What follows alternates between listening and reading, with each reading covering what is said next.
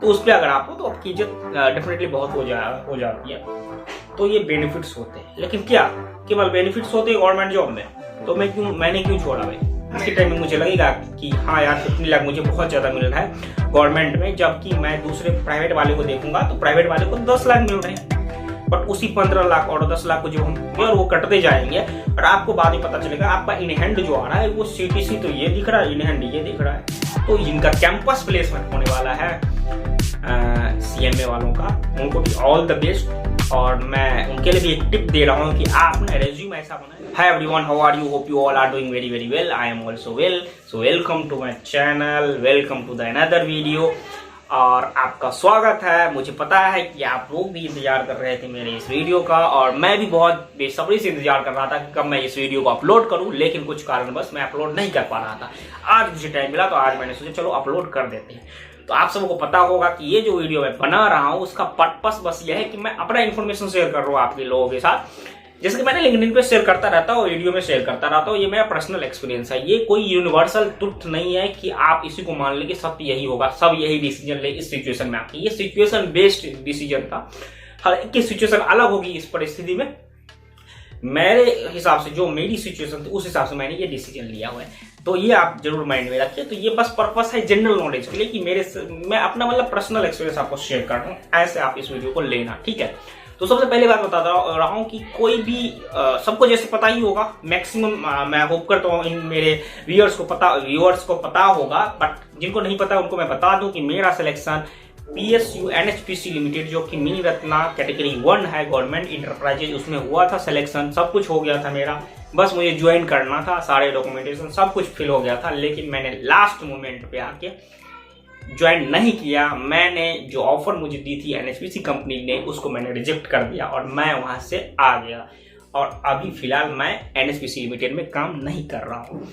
तो सुन के बहुत लोगों को तो पता ही होगा, जिनको सुन के थोड़ा सा शौक लगा होगा कि भाई ये क्या कर रहे हो तुम, उनके लिए वीडियो है और बाकियों के लिए भी है, उनके लिए भी स्पेशली वीडियो। तो सबसे पहले क्यों भाई PSU में क्यों जाना हमें, सबसे पहले तो ये माइंड में आता है। तो PSU में लोग क्यों जाते हैं? तो बेनिफिट्स दिखते हैं उनको, बहुत सारे बेनिफिट्स। सबसे पहला बेनिफिट्स आता है खासकर हम लोगों जैसे लोगों के लिए जो कि बिहार साइड से बिलोंग करते हैं, उनके लिए गवर्नमेंट जॉब मतलब सबसे मतलब बिजनेस से भी बड़ा गवर्नमेंट जॉब को लोग मानते हैं। हमारे साइड हम भी मानते हैं, ऐसा नहीं है कि मैं नहीं मानता। तो गवर्नमेंट जॉब होगा यानी नाम होगी, इज्जत होगा, शौहरत होगा, पहली चीज। दूसरी चीज क्या होती है, एक्स्ट्रा बेनिफिट्स मिल जाते हैं, मेडिक्लेम सब मिल जाता है, बहुत सारी चीजें मिल जाती है, बहुत सारे कामों में आपको बेनिफिट्स मिल जाता है, ठीक है। तीसरी चीज जॉब सिक्योरिटी आपको मिल जाती है कि भाई जॉब तो अब जॉब हो ही गई, अब क्या है 60 साल तक तो काम यहीं पे करना है, तो ये जॉब सिक्योरिटी आपको मिल जाती है। इस तरह के बहुत सारे बेनिफिट है, जिसमें से 3-4 मैंने आपको गिनवाए हैं। तो ये सारी चीजें माइंड में आती है, और सबसे मेन इसमें जो इंपॉर्टेंट है वो 2 ही चीजें इंपॉर्टेंट है जो मुझे लगा, जॉब सिक्योरिटी और नाम। आपकी इज्जत थोड़ी बढ़ जाती है। प्राइवेट में आप चाहे कितने करोड़ों कमाए, लेकिन गवर्नमेंट में अगर आप हो थोड़े ऑफिसर लेवल पे, मेरा E2 लेवल पे हुआ था, ऑफिसर लेवल पे, तो उस पर अगर आप हो तो आपकी इज्जत डेफिनेटली बहुत हो जाती है। तो ये बेनिफिट्स होते हैं, लेकिन क्या केवल बेनिफिट्स होते हैं गवर्नमेंट जॉब में? तो मैंने क्यों छोड़ा भाई? नहीं, बेनिफिट्स के साथ साथ इसमें बहुत सारी डिसएडवांटेज भी होती हैं जो कि लोग इग्नोर कर देते हैं, क्योंकि उनको ये बेनिफिट लेना होता है तो इग्नोर करना पड़ता है। इग्नोर करना चाहिए, ऐसा नहीं कि इग्नोर नहीं करना चाहिए, डेफिनेटली इग्नोर करना चाहिए। हमें एडवांटेज जहां मिलेगा वहां डिसएडवांटेज तो मिलेगा ही मिलेगा, लेकिन वही होता है कि situation based disadvantage, situation based advantage.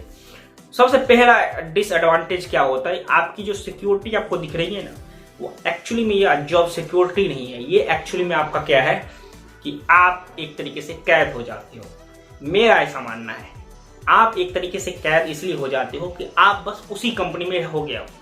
अब आपके पास उससे अच्छी अपॉर्चुनिटी अगर आएगी भी प्राइवेट सेक्टर में, तो आप 20 बार सोचोगे कि मैं यहाँ पे रिजाइन डालूं कि नहीं डालूं। कोई गवर्नमेंट मिलेगी तब तो आप डाल दोगे, उसमें भी NOC लोन लेना पड़ेगा, कोई इशू नहीं, मिल भी जाता है। लेकिन अगर उससे बेटर ऑप्शन मिलेगा तो आप फिर भी सोचोगे यार नहीं, गवर्नमेंट जॉब नहीं छोड़ना चाहिए। तो ये एक तरीके से वो मेढक वाली कहानी हो जाएगी आपके साथ कि एक मेढक को कुएं में छोड़ देता है तो उसे वही समुद्र लगता है, तो वही समुद्र आपको लगेगा। ये माइंड में मेरा आया था, जिस दिन मैंने अप्लाई किया तो उस दिन भी आया था, लेकिन ये सिचुएशन बेस्ड था। मैंने वही बताया कि अगर ये चीजें कहीं और होती, जो कि मैं आगे डिस्कस करूंगा, तो फिर मैं उसको दूसरे तरीके से लेता। अभी दूसरे तरीके से मैं आपको बता रहा हूँ। डिसएडवांटेज नंबर 1 हो गया ये। डिसएडवांटेज नंबर 2 क्या होता है कि लोकेशन, आपको वही रहना पड़ेगा जहां कंपनी बोलेगी। इन द सेंस ये 5 साल आप इस शहर में रहो, 5 साल आप इस स्टेट में रहो, 5 साल आप उस स्टेट में रहो। अगर आप सेंट्रल गवर्नमेंट के एम्प्लॉय हो तो स्टेट गवर्नमेंट को तो स्टेट में ही घुमाएंगे। लेकिन मैं चूंकि सेंट्रल गवर्नमेंट में था, एनएचपीसी लिमिटेड में सिलेक्शन मेरा हुआ था, तो उसमें यही था कि आप 4 साल यहाँ रहो, 5 साल वहां रहो, 6 साल यहाँ रहो, 5 साल वहां रहो। तो आपको चक्कर कटवाएंगे, आपको स्टेबल नहीं रहने देंगे। ये लिख के ले लो। मैक्सिमम बहुत सारा जुगाड़ आपका होगा तो 10 साल तक एक जगह रहोगे, उससे ज्यादा नहीं रह सकते हो आप। मेन यही इशू था पहले वाले से। अगर मैं इसको कोरिलेट करूँ तो अगर मेरा सिलेक्शन हुआ होता और मुझे दिल्ली लोकेशन मिली होती तो मैं सिक्योरिटी वाली जो मैंने मेढक वाली बात की उसको भी मैं भूल जाता, क्योंकि मेरा लोकेशन सही है। इस लाइफ जो मैंने यहाँ पे जी हुई है उसी लाइफ में मैं रहता, लिविंग का जो स्टैंडर्ड है वही रहता, तो कुछ ज्यादा इश्यू नहीं होता। लेकिन मेरा क्या हुआ था, मेरा लोकेशन आ गया था जम्मू एंड कश्मीर।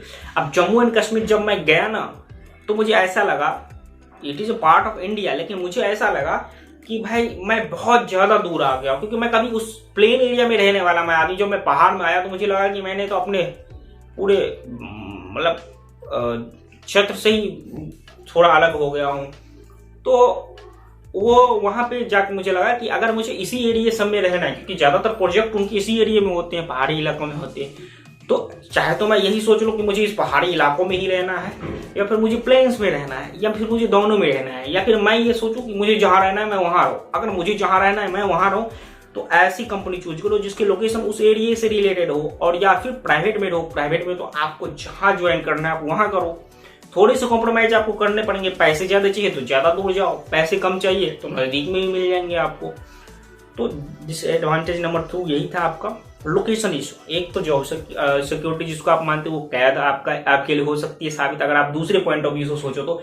दूसरी चीज क्या होती है कि आपका लोकेशन का इशू तो आएगा ही आएगा। तीसरी चीज क्या होती है, आपके जो पर्क्स और बेनिफिट जो आपको मिल रहे हैं, ठीक है मिल रहे हैं, आपके पैकेज दिखते हैं, बहुत बड़े दिखते हैं, लेकिन उसका जो बढ़ने की यानी कि उसका जो इंक्रीमेंट होता है बहुत ही स्लो, 2-3%, 3.5%, 4%, 3% के रेशियो में होता है। तो एक लेवल जब आप 5 साल बाद, आज एक्चुअली जैसे मेरा जो सिलेक्शन हुआ था 15 लाख 16 लाख के अप्रोक्स में हुआ था सीटीसी पे, अगर आज के 15 लाख हो रहा है और किसी को 10 लाख मिल रहा है तो आज के टाइम में मुझे लगेगा कि हाँ यार 15 लाख मुझे बहुत ज्यादा मिल रहा है गवर्नमेंट में, जबकि मैं दूसरे प्राइवेट वाले को देखूंगा तो प्राइवेट वाले को 10 लाख मिल रहे हैं। बट उसी 15 लाख और 10 लाख को जब हम 5 साल बाद देखेंगे तो वो 10 लाख 20 लाख पे पहुंच चुका होगा, या 22 लाख पे पहुंच चुका होगा। ये 15 लाख 18-19 पे ही आ रखा होगा। ये होती स्लो ग्रोथ होती है। यहाँ पे स्लो ग्रोथ हो गया आपका, एक निश्चित पॉइंट ऑफ टाइम है उसी में आपका प्रमोशन होगा, उससे पहले आपका नहीं हो सकता है। और ग्रोथ रेट बहुत स्लो होती है। 10 साल में एक बार कभी आता है डिवीजन का, तो रिवाइज होती है प्राइस, तो थोड़ा बहुत आपको बेनिफिट मिलता है उसका, लेकिन उतने तो इन्फ्लेशन बढ़ जाते हैं रेट।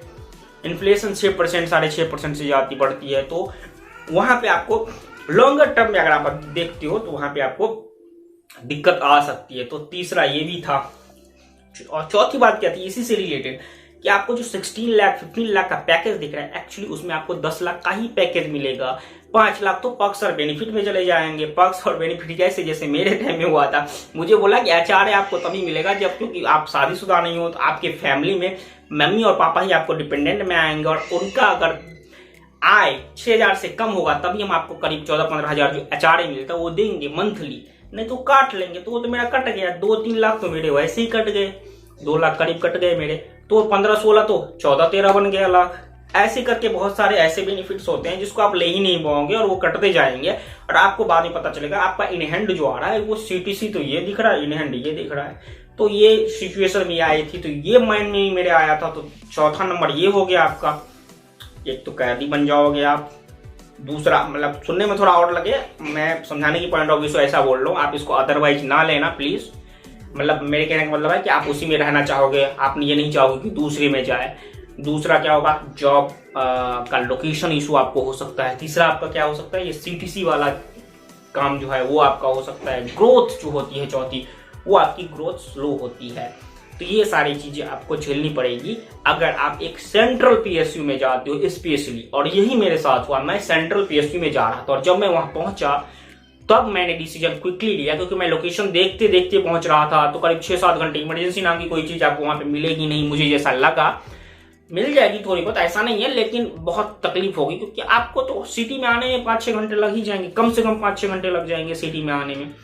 वो सिचुएशन थी। मैं सेम सिटी जितना मुझे इन हैंड में आपको जितना इन हैंड मुझे ऑलरेडी मिल रहा था यहाँ पे, उतने इन हैंड मुझे वहां पे भी मिलता। हाँ, बेनिफिट्स थोड़े बहुत ज्यादा मिलते हैं, मेडिकल फुल होता है उनका, मेडिकल में 1 रुपये खर्चे नहीं होते, बहुत सारी चीजें होती है, ड्रेसेस के पैसे मिलते हैं और भी अदर थिंग्स होती है। लेकिन उसको अगर मैं छोड़ दूं, अभी पर्टिकुलर इन हैंड की मैं बात करूं तो मुझे ऐसा लगा कि यार मुझे इतना दूर आगे बेनिफिट नहीं मिल रहा है। तीसरा ये लगा कि कल को मैं अगर यहाँ आ रह गया तो फिर मैं सोचूंगा यहाँ से निकलने के लिए, क्योंकि मुझे लगेगा कि सरकारी नौकरी कैसे छोड़, आज नहीं छोड़ पा रहा हूँ तो 5 साल काम करके कैसे मैं छोड़ूंगा। तो ये माइंड में आया। और उसके अलावा क्या बात आई कि भाई साहब लोकेशन का इशू बहुत था, क्योंकि उनके जो लोकेशन थे इसी एरिया में थे, जम्मू कश्मीर में, उत्तराखंड में, हिमाचल प्रदेश में, तो मेनली इसी में होती है। 1-2 इधर रीजनल ऑफिस सब थे, लेकिन रीजनल ऑफिस में ऐसा थोड़ा ना है कि मैं उनके रिलेटिव्स हूँ या कुछ हूँ कि मुझे वो डायरेक्ट कॉर्पोरेट ऑफिस या रीजनल ऑफिस बुला लेंगे, तो ऐसा तो होता नहीं। तो इसलिए वहां पे मेरा क्विक डिसीजन यही बना कि नहीं यार, रातों रात मेरा डिसीजन बना कि नहीं यार, मुझे यहाँ पे अभी ज्वाइन फिलहाल नहीं करना है। और मैं वहां से आ गया। मुझे एचआर ने बहुत रोका वहां पे एंड कि नहीं आप रुक जाओ। वहाँ के मैनेजर लोग बहुत अच्छे थे, ऐसा नहीं है कि लोग अच्छे नहीं थे, वहाँ के लोग बहुत ही अच्छे थे जिनसे मैंने मिला। और इसी फोन पे ही बात हुई तो जो मेरे मैनेजर होने वाले थे फाइनेंस में, उन्होंने भी मुझे लास्ट में जाते वक्त ही बात की उनसे, उन्होंने भी ऑल द बेस्ट बोला कि कभी रिग्रेट मत करना, यदि रुकना है तो अभी भी रुक सकते हो, लेकिन अगर जाना है तो कोई बात नहीं, ऑल द बेस्ट। तो वहाँ से मैं आ गया। वहाँ से आने के बाद उस दिन तक मेरे पास जॉब्स नहीं थी, मैंने बहुत सारी सर्च की, लेकिन एट द एंड मेरे पास 4 ऑफर्स आ गई थी और 4 में से मैंने एक सिलेक्ट किया। और अभी मैं फिलहाल एक प्राइवेट लिमिटेड कंपनी जो कि बहुत ही ग्रोइंग कंपनी है, उसमें एज ए मैनेजर काम कर रहा हूँ।